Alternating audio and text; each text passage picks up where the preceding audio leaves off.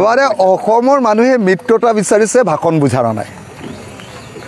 অসমৰ মানুহে কোনো প্লি বিচৰা নাই, অজুহাত বিচৰা নাই। অসমৰ মানুহে মিত্ৰতা বিচাৰিছে।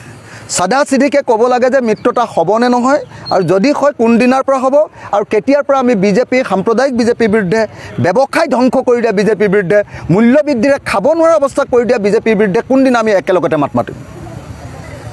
লুৰিণজ্যোতি গগৈ আৰু অজিত ভূঞাই সেইদিনা আমাৰ 16টা ৰাজনৈতিক দলৰ সৈতে তেওঁলোকক কৈছিলে যে সোনকালে স্থিতিটো স্পষ্ট কৰিব লাগে যে মিত্ৰতা কেতিয়াৰ পৰা হ'ব। এতিয়া মিত্ৰতা কোনদিনাৰ পৰা হ'ব সেইটো খাৰাংখাজকৈ ক'ব লাগে। অজুহাত উলিয়াই থাকি মিত্ৰতাৰ পৰা আঁতৰি থাকি একো লাভ নাই। অসমৰ মানুহে মিত্ৰতা বিচাৰিছে আৰু তেওঁলোকে আমাক ডাইলগ দি আছে। ডাইলগবিলাক নালাগে, মিত্ৰতা লাগে, বেকাবেকি কথা নালাগে, চিধা চিধিকৈ আমাক মিত্ৰতা লাগে। আমি যিদিনাৰ পৰা মিত্ৰতা হ'ব সেইদিনাৰ পৰা কোনেও কাকো গালি নাপাৰে। মিত্ৰবিলাকে সেইদিনাৰ পৰা আমি গলিয়াগুলি কৰি থাকিম, সেইদিনাৰ পৰা আমি সাৱতা সাৱতি কৰি থাকিম, সেইদিনাৰ পৰা আমি আলিংগন কৰিম, সেইদিনাৰ পৰা মৰম চেনেহৰ কথা পাতিম, আৰু একেলগতে বিজেপি চৰকাৰৰ বিৰুদ্ধে একেলগতে গৰজি উঠিম।